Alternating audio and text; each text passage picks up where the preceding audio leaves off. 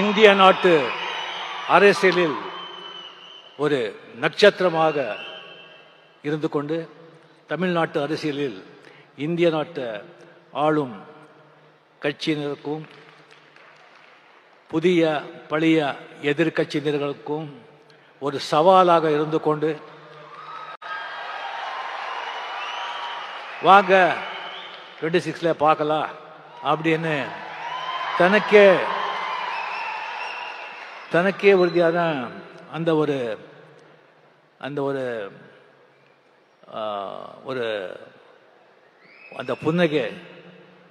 புன்னகையுடன் செயல்பட்டு கொண்டிருக்கும் சிஎம் அவர்களுக்கு மதிப்புரிய என்னுடைய நண்பர் தமிழக முதலமைச்சர் மு.க. ஸ்டாலின் அவர்களுக்கு என்னுடைய முதற்கண் வணக்கத்தை தெரிவித்துக் கொண்டு, அவர் இளையராஜா சார் அவர்கள் எப்போ இந்த சிம்பனி எழுதி இது லண்டன்ல ரெக்கார்ட் பண்ண போறேன், இது மிகப்பெரிய ஒரு சாதனை அப்படி அனௌன்ஸ் பண்ணாங்களோ அப்போவே சிஎம் அவர்கள் இளையராஜா ஸ்டுடியோவுக்கு போய் அவரை வாழ்த்தினார்.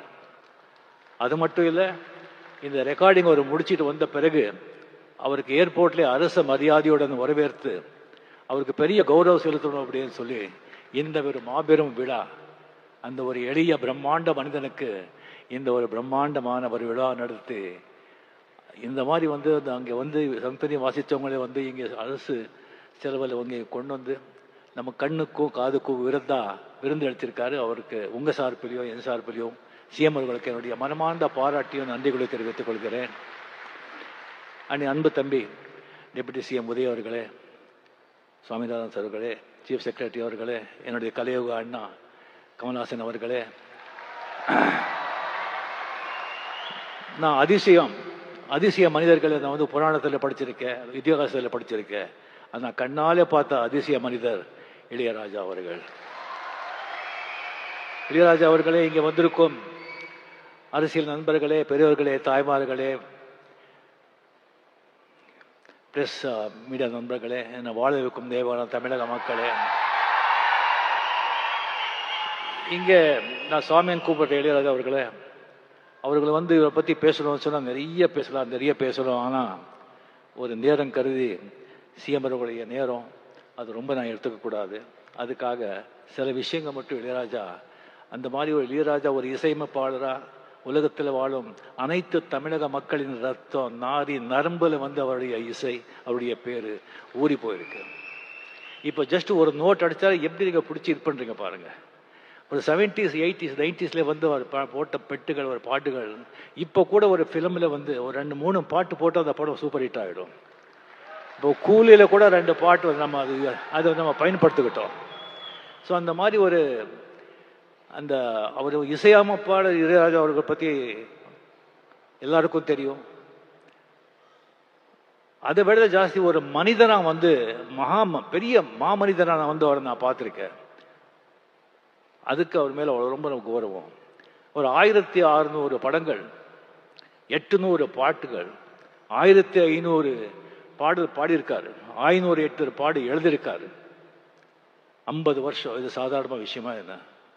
சரி, அவரை நான் பல விதங்களில் 50 வருஷத்தில் பல நேரங்களை சந்திச்சிருக்கேன். ஃபர்ஸ்ட் நான் பார்த்த 74ல் ஜிகே வெங்கடேஷ் கிட்ட ரெசிடென்ட்டாக இருக்கும்போது, நான் ஃபிலிம் இன்ஸ்டியூட்டில் படிக்கும்போது அந்த ஸ்டுடியோ ரவுண்ட் போகும்போது பார்த்தேன். ஒரு சின்ன ஒரு பையன் அதிர்ஷ்டிங்க பார்த்தேன். அதுக்கப்புறம் புவனாவரி கேள்விக்குறியில் ஒரு இளைஞன் இளையராஜா இன்சர்ட் பண்ணி ஒரு நல்ல கிளீன் ஷேவ் பண்ணி அவரை நான் பார்த்தேன். அதுக்கப்புறம் ஒரு நாள் திடீர்னு பார்க்குறேன், கம்ப்ளீட்டாக ஒரு வேஷ்டி ஜுப்பா போட்டு ருத்ராட்சை போட்டு முடியெல்லாம் மொட்டை அடிச்சுட்டு பொட்டோட இருக்காங்க. ஒரு பார்த்த உடனே நான் சாமியான்னு கூப்பிட்டேன். இது என்ன சாமியான்னு சொன்னேன். இதுதான் சாமி ஒரிஜினல்னு சொன்னாங்க. அப்போலேருந்து அவர் எப்போவுமே சாமியான்னு நான் கூப்பிடுறேன். அந்த மாதிரி அவர்கிட்ட ஒரு வழி பஞ்சுவரணாசாமி கூட ஒரு படத்துக்கு நான் கம்போசிங் போயிருந்தேன் ஷூட்டிங்கில். அப்படி போயிருக்கும்போது ஜஸ்ட்டு ராகங்கள் அப்படி வருது, ஜஸ்ட்டு 6 மணி தொட்டு அப்படியே கொட்டுறாங்க. அதாவது அந்த பழைய காலத்தில் பட்டிக்காட்டில் அந்த நெல் குவியல் இருக்கும். அது ஒருத்தர் அளந்து கொடுப்பான், இன்னொருத்தர் தள்ளி கொடுத்துட்டு இருப்பான். அளந்து கொடுக்குறவன் தள்ளி கொடுக்க பற்றி பார்க்கவே மாட்டான். அந்த மாதிரி அந்த ராகங்களோட ராசியை அந்த ராக சரஸ்வதி ராக தேவி இந்த ராக தேவனுக்கு அப்படியே தள்ளி கொடுப்பான். இவர் அப்படியே அந்த 6 மணி அப்படியே அள்ளி கொடுக்குறார். அந்த மாதிரி ஒரு இது சில விஷயம் மட்டும் நான் சொல்கிறேன், நேரம் கருது. ஒரு வாட்டி எனக்கு வந்து வாங்க ரஜினி உங்கள்கிட்ட பேசணும்னு சொன்னாங்க. என்ன சமாச்சாரம் சொல்லி போனால், இந்த மாதிரி ரஜினி உங்களுக்கு தெரியும், நம்ம பாவதார் அண்ணா வந்து அவர் மறைஞ்சிட்டார், இன்னொரு பாஸ்கர், இன்னொரு அமரன். கங்கேபரன் வந்து அப்படியே அவன் செட்டில் ஆகிட்டான், மியூசிக் பண்ணிவிட்டு டைரக்ட் பண்ணிக்கிட்டு அவன் செட்டில் ஆகிட்டான். நான் பாஸ்கர் கொஞ்சம் செட்டில் பண்ணணும், நீங்கள் ஒரு படம் பண்ணணும் சொன்னாங்க. சரி சாமி நான் பண்ணிடுறேன் அப்படின்னு சொல்லி டேட் கொடுத்தேன். பஞ்சவர்ணாச்சலம் நல்லா பேசிக்கிறாங்கன்னு சொன்னாங்க. சரி ராஜாதி ராஜா படம் திங்க இது பண்ணி அதுக்கப்புறம் பார்த்தா ஆர் சுந்தரராஜன் ஒரு பெக்யூலர் டைரக்டர், பெரிய ஹிட் கொடுத்துருக்காரு, பட் சீனெல்லாம் இருக்காது அவர்கிட்ட. அதே ஒரு வித்தியாசமாக இருந்தது. எனக்கு என்னடா இது அப்படின்னு சொன்னால், அதுக்கப்புறம் பாஸ்கர் கம்ப்ளீட்டு படத்தை பற்றியே பேச மாட்டார், வேறு விஷயந்தான் அவர் பேசுவார். அதுக்கப்புறம் எனக்கு ஒரு டென்ஷன் ஆச்சு. அது பஞ்சு சார் ஊரில் எல்லாம் ஏதோ சொந்த காரியமாக போயிருந்தாங்க. ராஜாசாமி கிட்ட பிரசாத் ஸ்டுடியோ போயிட்டு, சாமி இந்த மாதிரி ரொம்ப டிஸ்டர்பாக இருக்குது, படம் எப்படி வரும்னு தெரியாது, இந்த மாதிரி பாஸ்கர் மாதிரி இருக்காரு அப்படின்னு சொன்னால் என்னை பார்த்து சிரித்தார். சுவாமி இந்த கதையை வந்து ஒரு லைன் கூட நான் படிக்கலை, எனக்கு தெரியாது, நீங்கள் படம் பண்ணுங்க. இந்த படம் சில்வர் ஜூப்ளி போகலைன்னா நான் 6 மணியும் தொட மாட்டேன், பாட மாட்டேன்னு சொன்னாங்க. அங்கே யாரோ ப்ரொடியூசர் இருந்தாங்க, இவர் தான் சாட்சி. எனக்கு டக்குன்னு அடிச்சது. சொல்றது செய்கிற ஆள் அவர். என்னங்க இப்படி சொல்றீங்க? நான் சொல்லலை சாமி, அந்த மூகாமிகா அந்த தாய் சொல்ல வைக்கிறா, நான் சொன்னேன், அவ்வளோதான், நீங்கள் போங்க. எனக்கு இன்னும் டென்ஷன் ஏறிடுச்சு எனக்கு. ஓ என்னையா இது? அதுக்கு போய் ஊட்டியில் போகிறேன், ஒரு பாஸ்கர் மார்னிங் வந்து அப்படியே வந்து காதில், ரஜினி நல்ல மழை, இன்னைக்கு ஷூட்டிங் இல்லை, இன்னும் 2 நாள் மழை, மட்டன் குழம்பு இட்லி அப்படின்னு. அந்த மாதிரி எனக்கு 25 வாரம் என்னடா இதுன்னு சொல்லிட்டு எனக்கு ரொம்ப டென்ஷன் ஆகிட்டு, அதுக்கப்புறம் நானே மென்டலி முடிவு பண்ணியிருந்தேன். நோ அப்படின்னு சொல்லி ஒரு 10 எக்ஸிபிட்டர்ஸ் 10 சென்டரில் வந்து நம்ம தெரிஞ்சவங்க கிட்ட படம் சரியாக ஓலைன்னா கூட நாமளே பணம் கொடுத்து சில்வர் ஜூப்ளி ஓட்டிடலாம் அப்படின்னு சொல்லி மைண்டில் செட்டிலாக இருந்தேன் நான். படம் சொன்ன மாதிரி சில்வர் ஜூப்ளிங்க, சில்வர் ஜூப்ளி. என்ன ஒரு நம்பிக்கை, ஒரு கான்ஃபிடென்ஸ். எனக்கு ஒரு கடவுள் நம்பிக்கை இருக்கு, ஆனால் இந்த மாதிரி ஒரு நம்பிக்கை, சரண்டர் சொன்னா அதெல்லாம் பலிக்கும். ஸோ அந்த மாதிரி வந்து கம்ப்ளீட்லி வந்து அவர் வந்து இளையராஜா, சாரி கமல், ரஜினிகாந்த், விஜயகாந்த், ராமராஜன், முரளி, மோகன் எல்லாருக்கும் ஒரே டைமில் மியூசிக் போட்டு கொடுக்குறாரு. பட் எல்லாருக்கும் ஒரே மாதிரி தான் பண்ணுறேன் சொல்ல, அது உண்மையிலே கமல்ஹாசனுக்கு மட்டும் கொஞ்சம் எக்ஸ்ட்ரா. அது ஆல்ரெடி சொல்லியிருக்கேன் நான், அது சிஎம் முன்னாலேயே அதை நான் பதிவு பண்ணுறேன். கமலுக்கு தான் அவர் கொஞ்சம் ரொம்ப ஜாஸ்தி. இது ஒன்றும் இல்லைங்க, வீதியில் மான் போல் வந்தவனை யார் அடித்தாரோ உன்னை யார் அடித்தா, அவர் மட்டும் பாட்டு வந்து 1000 பேர் அப்படியே கண்ணில் அழுதுருவீங்க. ஒவ்வொரு பாட்டும் அந்த மாதிரி ஒரு பாட்டு.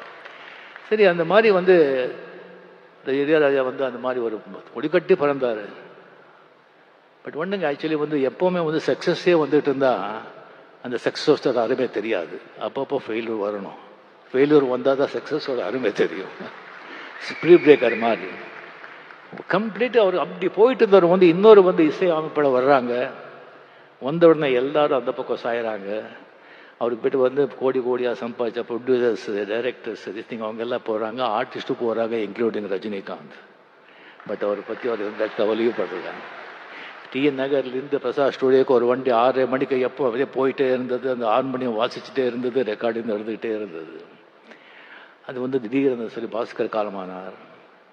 திடீர்னு சொல்லி அவர் உசிரா நேசித்த ஒரு மனைவி ஜீவா அவங்க காலமானார். அதுக்கப்புறம் பவதாரணி, ஒரே டாக்டர்னா அவ்வளோ அன்பு, அவ்வளோ பிரியம். சும்மா அப்படி உட்காந்துருப்பாங்க, டாக்டர் வந்து கரண்ட் வந்த மாதிரி அவங்க இறந்து போகிறாங்க. அந்த 6 மணி வாசிட்டே இருக்கும், 6:30 மணிக்கு அந்த வண்டி போயிட்டே இருக்கும் பிரசாத் ஸ்டுடியோக்கு. எந்த ஸ்தலமும் இல்லை, எந்த இதுவும் இல்லை. கம்ப்ளீட்லி அவருடைய உலகமே வேற. இங்கே நம்ம உலகத்தில் அவர் இல்லை, இசை உலகத்தில் அவர் இருக்கார். அப்பப்போ இங்கே வந்துட்டு போகிறார், அவ்வளோதான். அதுக்கப்புறம் திடீர்னு பிரசாத் ஸ்டுடியோவில் வந்துட்டு, இங்கே நீங்கள் இருக்கக்கூடாது, நீங்கள் காலி பண்ணுங்க அப்படின்னு சொல்கிறாங்க. அங்கே ரெக்கார்ட் பண்ணணுங்கிறதுக்காக எத்தனை ப்ரொடியூசர் கிட்டே அவர் வந்து சண்டை போட்டிருக்காரு, எத்தனை டைரக்டர்ஸே எழுந்திருக்காரு. சரி, ஓகே, பரவாயில்ல அப்படின்னு சொல்லிட்டு அதே ரோடில் வந்து ஒரு ப்ரீமியர் தியேட்டரை வந்து வாங்கி ரெக்கார்டு தியேட்டரை கன்வெர்ட் பண்ணி எந்த ஸ்டூடியோ இருந்ததோ அந்த பக்கமே இளையராஜான்னு போர்டு போட்டாங்க. ஸோ அதுக்கப்புறம் நீங்கள் பார்த்தீங்கன்னா ஒரு கம்பெனிக்கு வந்து ஒரு ரைட்ஸ் கொடுத்துருந்தாங்க. ப்ரொடியூசர் கிட்ட ஒரு பணம் வாங்கி ஒரு படத்தை வாங்கி கொடுத்துருந்தாங்க. அவங்க திடீர்னு கையை விரிச்சுட்டாங்க. எந்த பணமும் இல்லை, உங்களுக்கு இது இல்லை அப்படின்னு சொல்லிட்டு. அவர் விட மாட்டார். கோர்ட்டுக்கு போனார், ஜெயிச்சார். எல்லா ரைட்ஸ், எல்லா ராயல்ட்டி இவருக்கு தான்.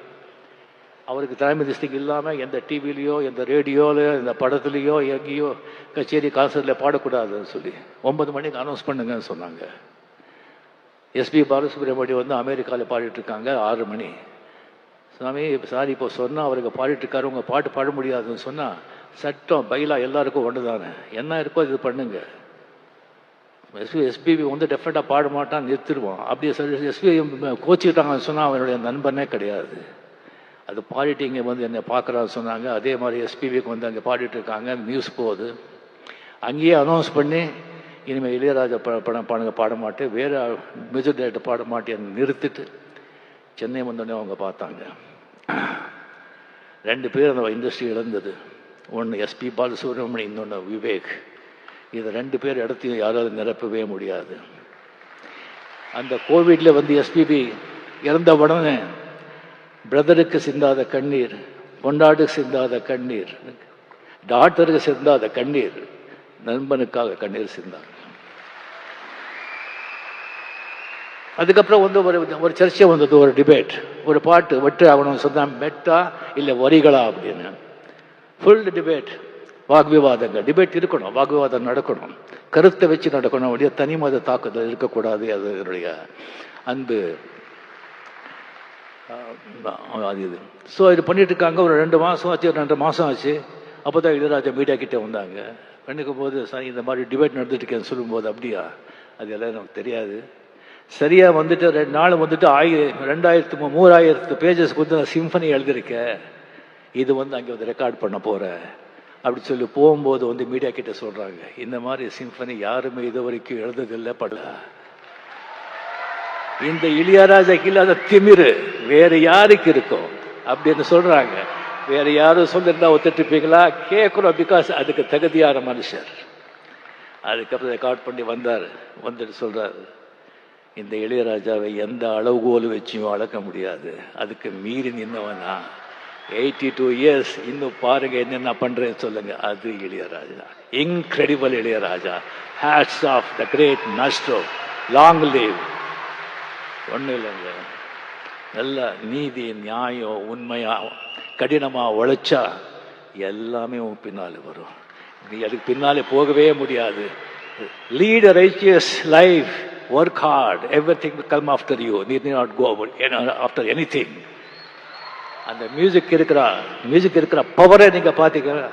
கமல்ஹாசன் சும்மா ஒரு 4 வரி பாடினாங்க. அந்த 4 வரியும் ஒன்று தான், நான் இவ்வளோ பேசினதும் ஒன்று தான். அதுதான் அந்த மியூசிக்கோட பவர். அதுக்கு அரசன் ராஜா அவர்கள் என்றும் என்றும் நல்லா இருக்கணும். நீங்கள் நண்பர், உங்கள் கூட அத்தனை வருஷங்கள் அத்தனை வந்து நடந்திருக்கு. நம்ம பழகணுங்கிறதே நமக்கு மிகப்பெரிய பாக்கியம். தயவு செஞ்சு உங்கள் ஆடியோ பயோகிராஃபி, உங்கள் சுயசரிதியை வந்து படமாக வந்து எவ்வளோ சீக்கிரம் முடியுமோ அவ்வளோ சீக்கிரம் ரிலீஸ் பண்ணுங்கள். நாம் எல்லோரும் பார்க்கறதுக்கு அவலாக இருக்கும். என்னை விட்டால் நானே ஸ்கிரிப்ட் எழுதி கொடுக்குறேன். நன்றி, வணக்கம்.